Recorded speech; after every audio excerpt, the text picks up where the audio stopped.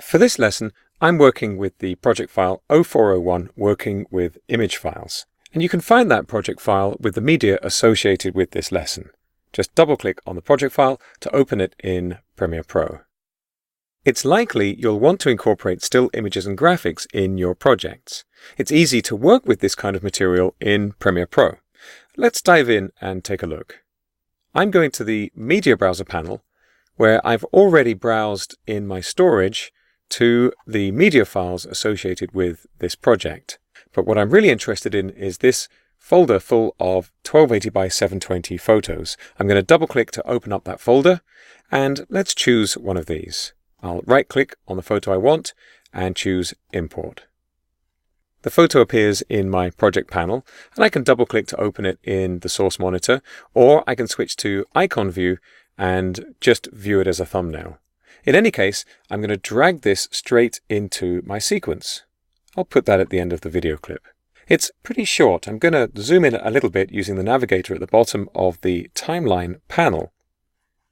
And I can see, looking at the bottom right corner of the source monitor, it's a 5-second clip. We're seeing here at 30 frames per second. This is 4 seconds and 29 frames. The last frame makes it 5.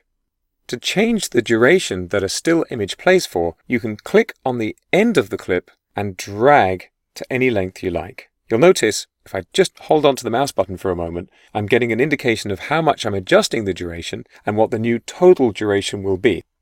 I'll just click to line up the playhead so we can see the image in our sequence.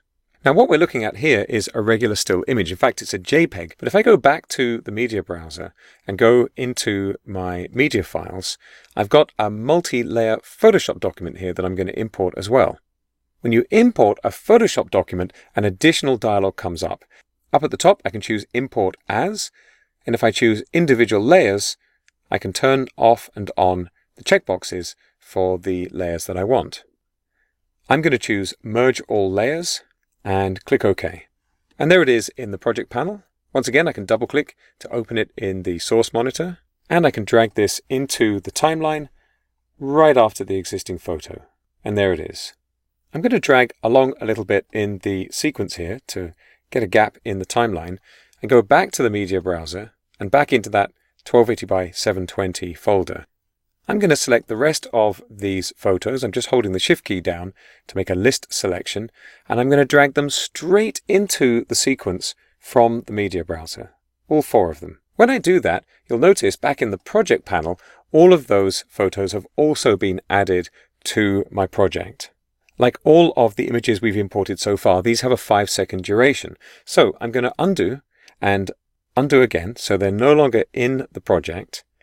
And I'm going to make a change to a preference. Here in Windows, I'm going to go to the Edit menu and choose Preferences and Timeline. This would be under the Premiere Pro menu in macOS.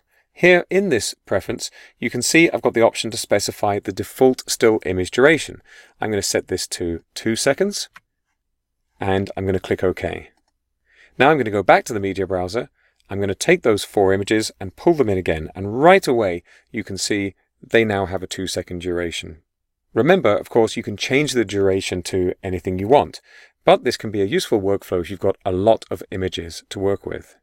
Importing image files is the same as importing video clips. The main difference is that Premiere Pro needs to know how long to play them for. You can edit them into sequences and work with them just as you would any other clip.